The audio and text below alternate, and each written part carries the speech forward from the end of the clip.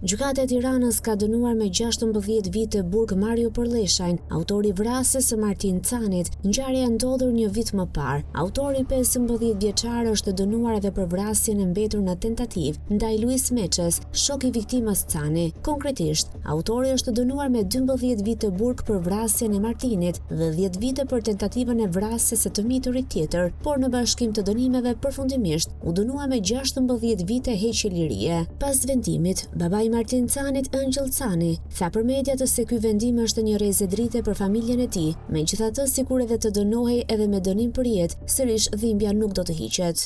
Besoj që kanë nxjerr një rrezë drite për Martinin dhe për Luizin.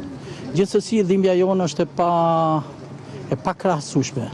Nuk krahasohet sikur edhe burgim përjetshëm kishte është e pakrahasueshme. Avokati mbrojtës i familjes Cani tha se sot është bërë drejtësi, ndërsa pyetjes nëse do të apelojnë vendimin, ju përgjigj duke thënë se do të presin zbardhjen e plotë të vendimit. Ne do ta vlerësojmë vendimin kur të zbardhet i plot, kemi 15 ditë kohë mbas zbardhjes të vendimit për ta parë me detaje nëse ka momente të cilat duhen ankimuar apo jo. Disa ditë më parë, prokuroria kërkoi 25 vite burg për autorin 15 vjeçar, por sipas kodit penal për të mitur, ai nuk mund të dënohet më shumë se 12 vite.